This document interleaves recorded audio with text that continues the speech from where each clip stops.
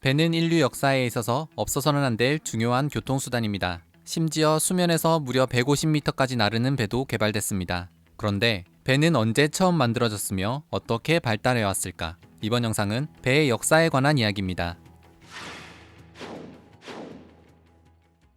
아주 먼 옛날 BC 6000년에서 4000년경 원시 인류는 깊은 강을 건너야 하는 상황을 마주하게 됩니다. 그러다 물에 떠있는 나무 토막을 발견하고는 그 나무 토막을 붙잡고 강을 건너기 시작했을 것으로 추측합니다. 그러다 나무 토막을 여러 개 곁대어 뗏목을 만들거나 나무에 가죽을 입힌 가죽배를 만들기 시작했습니다. 사실 세계 곳곳에서 각 지방의 기후나 풍토에 따라 얻기 쉬운 재료를 이용하여 배를 만들었는데, 이집트의 나일강 지역에서는 종이를 만들어 쓰던 파피루스 갈대를 엮어서 파피루스 배를 만들어 타고 다녔습니다. 이 배는 배 안으로 물이 스며들어도 가라앉지 않는다고 합니다.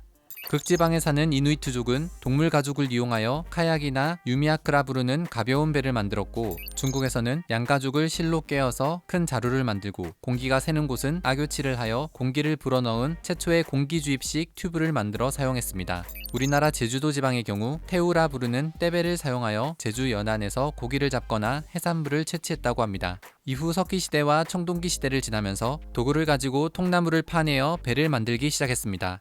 실제로 2004년 창녕 비복리 유적에서 통나무 배의 파편 조각이 발견됐습니다. 이는 신석기인들이 동물뼈나 돌을 이용하여 소나무를 깎아 만든 배로 추정됩니다. 이후 목재를 다듬는 기술이 발달하면서 어느 정도 배의 형태를 갖춘 구조선을 만들게 됩니다.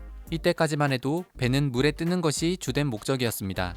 그러던 기원전 3000년경 문명이 발달했던 이집트는 더 빠르게 이동하기 위해 노를 만들어 사용하고 돛을 장착하면서 추진장치가 달린 구조선으로 발전하기에 이릅니다. 배의 선수 부분이 황새치를 닮아 갤리라 이름 붙여진 선박이 이에 속합니다. 항해술이 뛰어났던 고대 페니키아인과 8세기부터 바다를 장악한 바이킹족도 이런 형태의 구조선을 사용했습니다. 우리 민족의 경우에는 삼국시대의 백제가 도시 하나 달린 단범 당도리선, 도시 2개 달린 쌍범 당도리선 등 돛을 적극적으로 활용하여 일본과 중국 지역까지 활발하게 무역을 했습니다. 또한 통일신라의 장보고가 타던 무역선은 역풍 항해를 위해 2개의 돛을 달아 지그재그 항해가 가능하게 했고, 배바닥을 V에 가까운 형태로 만들어 속도를 한층 올렸다고 합니다. 그런데 1555년 조선시대에 이르러 외구의 침략을 막기 위해 개발한 판옥선은 다시 배바닥이 평평한 평저선으로 만들었습니다. 이는 제자리에서도 방향 전환을 할 수 있다는 큰 장점이 있었고, 느려진 속도를 보완하기 위해 더 많은 인력이 노를 저을 수 있도록 만들어졌습니다. 이후 1592년 이순신 장군은 근접전에서 적군이 배에 옮겨 타는 것을 막기 위해 판옥선에 쇠목과 창칼이 달린 지붕을 덮어 거북선을 만들었습니다. 이때까지도 주된 동력원은 노와 돛이었습니다. 한편 13세기 무렵 돛의 기술이 점차 발달해감에 따라 북유럽의 코그, 포르투갈의 캐러벨 등 노를 없애고 바람의 힘만으로 움직이는 범선이 등장했습니다. 특히 캐러벨은 삼각범만을 사용하는 배였는데 역풍 항해에 유리하고 속력도 빨라서 바람이 일정하지 않았던 연안에서 주로 사용되었습니다.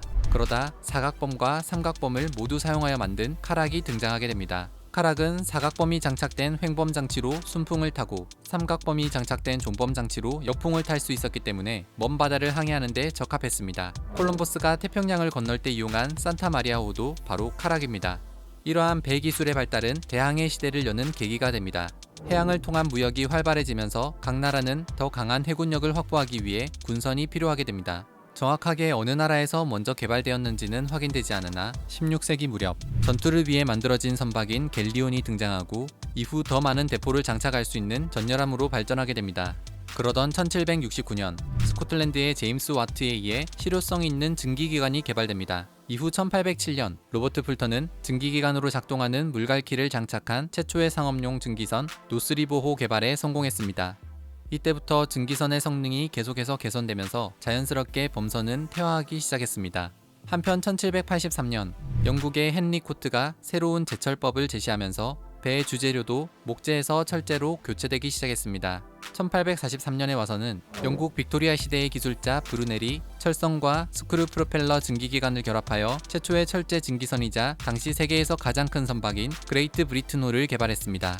미국, 영국, 프랑스, 스페인 등 세계 열강들은 강력한 철제 증기선을 제국주의의 수단으로 사용했습니다. 이후 제1차 세계대전까지도 대부분의 군함들은 실린더 안의 피스톤 운동으로 동력을 얻는 왕복동 기관선이었습니다. 그러다 2차 세계대전을 거치며 군함 건조 기술이 급격히 발달했고 고마력의 터빈 증기기관과 디젤 기관을 장착한 배들이 주를 이루기 시작했습니다. 또한 1941년 미국은 2710척의 수송선 리버티선을 건조하면서 배를 여러 부분으로 나누어 제작하여 결합하는 방식의 블록 건조 기법을 최초로 도입하게 됩니다. 전쟁이 끝난 뒤 군함 건조에 사용된 획기적인 기술은 상선을 제조하는 데 사용하기 시작했고 선박이 초대형화되면서 엔진의 역할이 더 중요해집니다. 우리나라의 경우 1970년대에 조선산업이 정부의 중공업 육성 정책으로 채택되면서 현대중공업에서 대형 선박 등을 건조하기 시작했고 대우, 삼성 등 주요 대기업들도 조선업에 참여하게 됩니다. 이후 각 기업들은 선박의 엔진 연구 개발에 힘썼으며 2008년 두산중공업은 세계 최초로 세계 최대 크기의 전자제어 선박 엔진 개발에 성공했습니다. 이는 무려 말 10만 8천 마리의 힘을 가지고 있어서 세계 최대 크기의 컨테이너선에 탑재되어 작동하고 있습니다. 사실 선박은 시대적 상황에 따라 계속해서 진화해 왔습니다. 그리고 곧 다가올 환경 규제라는 상황 속에서 전 세계의 선박은 친환경 선박으로 진화하지 않을 수 없습니다. 이에 한국의 조선소가 주도하고 있는 LNG 추진선이 전 세계의 바다를 누리지 않을까 조심스레 예측해 봅니다. 이상 배의 역사에 대해 알아봤습니다.